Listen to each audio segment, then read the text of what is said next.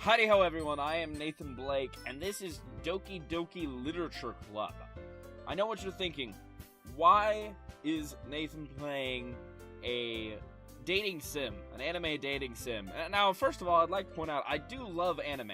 I'm not against anime at all. I'm actually a avid anime viewer, in case you didn't realize how big of a nerd I really was. Basically, if you can stick the name nerd to it, I'm probably associated to it in one way or another. That being said, I was looking for newer, highly reviewed games, and Doki Doki Literature Club came up, and my immediate assumption was obviously that it was just because it was a bunch of cute girls.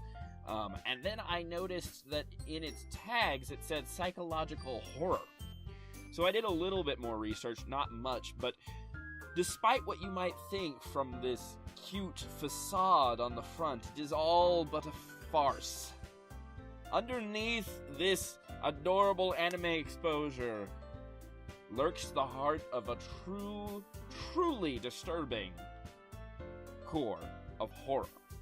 I don't know what it might take, what form it might take whenever it shows itself, but the game did immediately warn me upon starting the game that this game has disturbing imagery in it, and that you might not want to watch it if you are squeamish or struggling with depression, things like that. So that is the warning that I give at the forefront.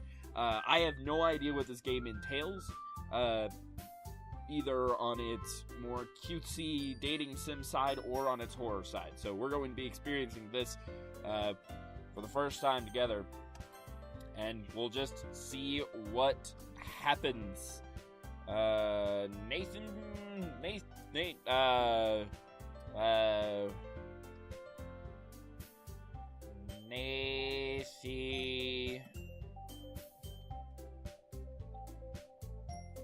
Okay. Nathan Cakes. We're Nathan Cakes, okay? Alright. Whew.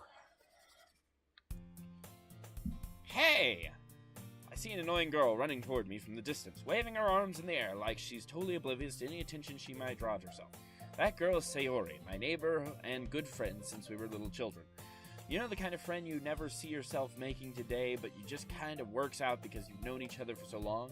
We used to walk to school together on days like this, but starting around high school, she would oversleep more and more frequently, and I would get tired of waiting up. But if she's going to chase after me like this, I almost feel better off running away. However, I just sigh and idle in front of the crosswalk and let Sayori catch up to me. Hey, I overslept again, but I caught you this time. Maybe, but only because I decided to stop and wait for you. You say that like you were thinking about ignoring me. That's mean, Nathan Cakes. Well, if people stare at you for acting weird, then I don't want them to think we're a couple or something. Fine, but you did wait for me after all. I guess you don't have it in you to be mean even if you want to. Whatever you say, Sayori. We cross the street together and make our way to school. As we draw near, the streets become increasingly speckled with other students making their daily commute. By the way, Nathan Cakes, have you decided on a club to join yet? A club? I told you already, I'm really not interested in joining any clubs. I haven't been looking either. That's not true. You told me you would join a club this year. Did I? I'm sure it's possible that I did, in one of our many conversations where I dismissively go along with whatever she's going on about. That's not nice. You should always listen to what people are saying and respond to them. Sayori likes to worry a little too much about me when I'm perfectly content just getting by on the average while spending my free time on games and anime. Nathan Cakes, you are a man after my own heart. I was talking about how I'm worried that you won't learn how to socialize or have any skills before college. Nathan Cakes, you're a man after my own heart. Your happiness is really important to me, you know. And I know you're happy now, but I'll die at the thought of you becoming a NEET in a few years because you're not used to the real world. And trust me, right? Don't make me keep worrying about you. Alright. I'll look at a few clubs if it makes you happy. No promises, though. Will you at least promise me you'll try a little? Yeah, I guess I'll promise you that. Yay! Why do I let myself get lectured by such a carefree girl? More than that, I'm surprised I even let myself relent to her. I guess seeing her worry so much about me makes me want to ease her mind at least a little bit, even if she does exaggerate everything inside of her head. I'm concerned now, because this game's adorable, and I like the characters so far, and I'm really afraid that it's going to take a horrible, terrifying turn, and that everybody's going to die a horrible, gruesome death, and that's when it goes psychological horror. And I don't want that for these characters right now. School day is as ordinary as ever, and it's over before I know it. After I pack up my things, I stare blankly at the wall, looking for an ounce of motivation. Clubs. Sayori wants me to check out some clubs. I guess I have no choice but to start with the anime club. Hello? Sayori? Sayori must have come into the classroom while I was spacing out. I look around and realize that I'm the only one left in the classroom. I thought I'd catch you coming out of the classroom, but I saw you just sitting here and spacing out, so I came in. She's really pretty adorable. Got that little bow. Honestly, you're even worse than me sometimes. I'm impressed. You don't need to wait up for me if I'm going to make you late to your own club. Well, I thought you might need some encouragement, so I thought, know what? Well, that you could come to my club. Sayori. Yeah! There's no way I'm coming to your club. Meanie. Sayori is vice president of the Literature Club. Not that I was ever aware that she had any interest in literature. In fact, I'm 99% sure she only did it because she thought it would be fun to help start a new club. Since she was the first one to show interest after the one who proposed a club, she inherited the title vice president. That said, my interest in literature is guaranteed to be even less. Yeah, I'm going to the anime club. Come on, please. Why do you care so much anyway? Well, I kind of told the club yesterday I would bring in a new member, and Natsuki made cupcakes and everything. Don't make promises you can't keep. I can't tell if Sayori is really that much of an airhead, or if she's so cunning as to have planned all this out. I let out a long sigh. Fine, I'll stop by for a cupcake, okay? Yes! Let's go! So, this is the titular literature club that we're heading to, so I assume that this has something to do pretty heavily with what's going on in this game. And thus today marks the day I sold my soul for a cupcake. I dejectedly followed Sayori across the school and upstairs, a section of the school I rarely visit, being generally used for third-year classes and activities. Sayori, full of energy, swings open the classroom door. This marks the day I sold my soul. Everyone, the new member is here. I told you, don't call me a new member. I glance around the room. Welcome to the Literature Club. It's a pleasure meeting you. Sayori always says nice things about you.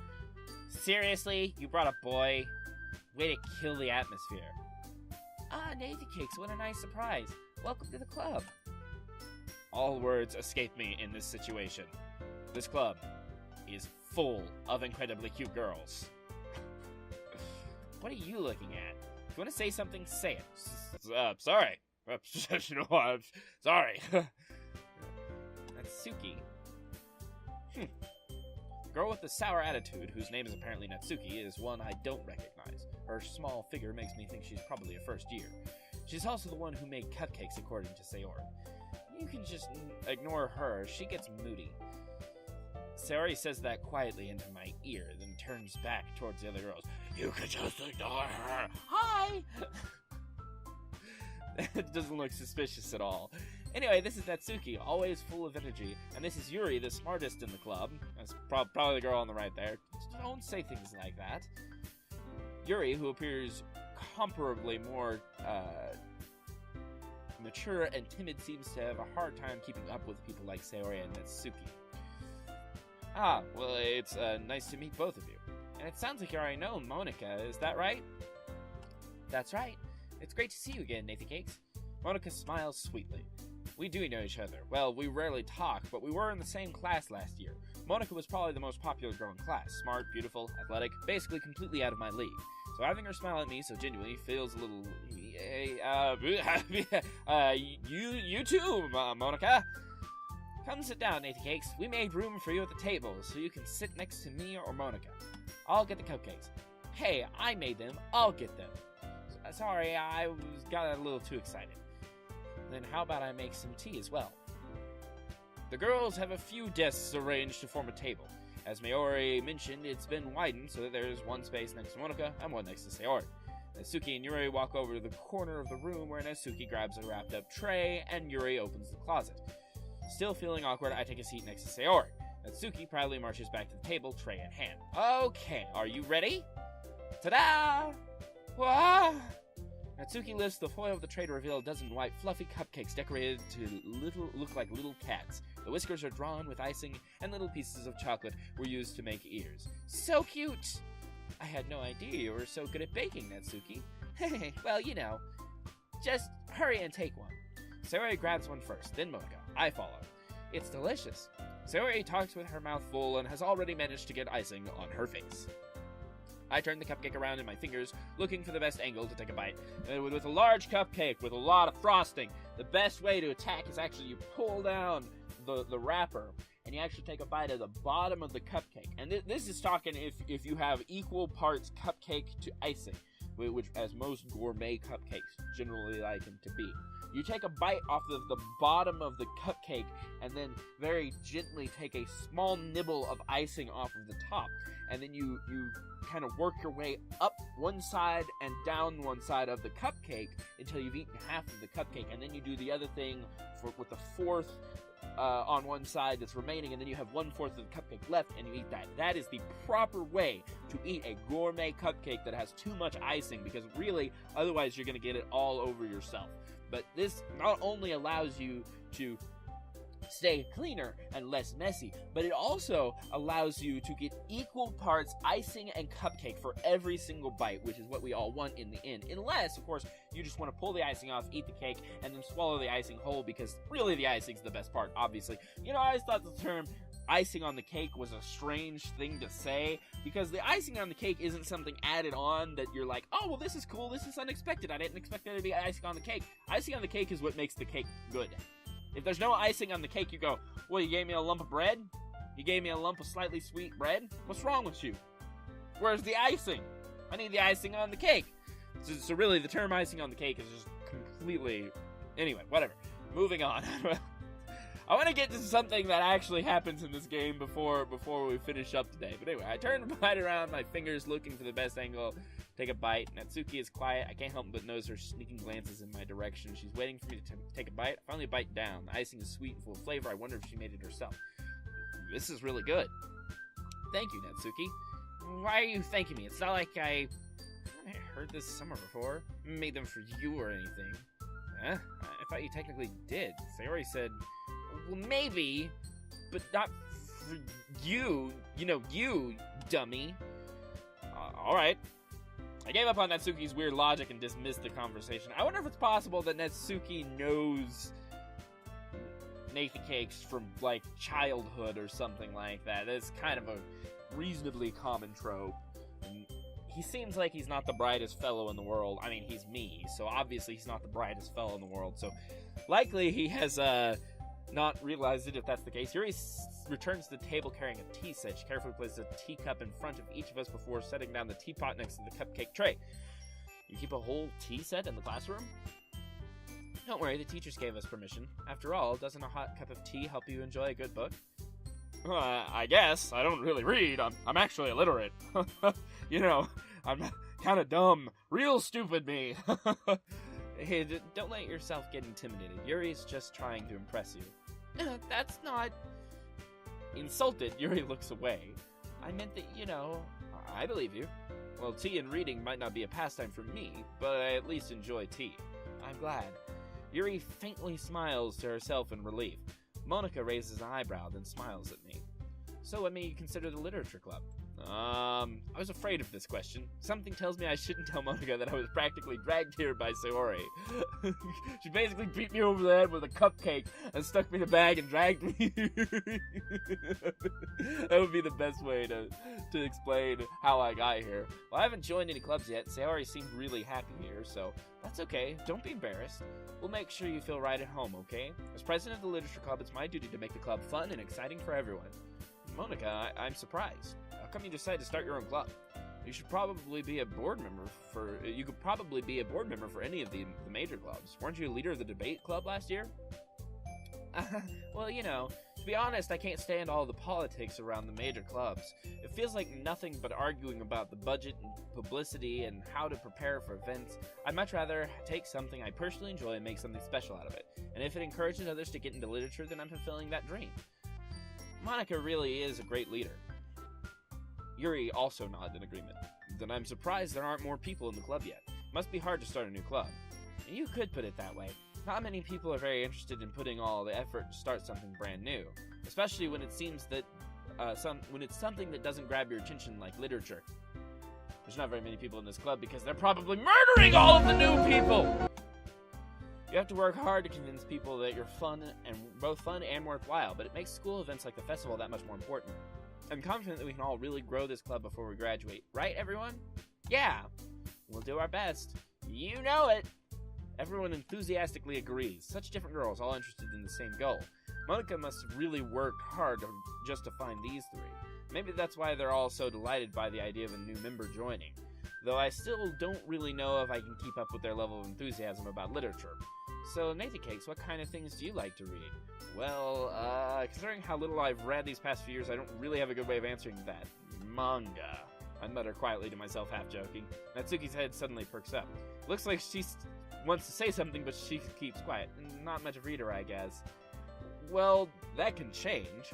What am I saying? I spoke without thinking after seeing Yuri's sad smile. Does Nathanblakegames have a little crush on Yuri already? Anyway, what about you, Yuri?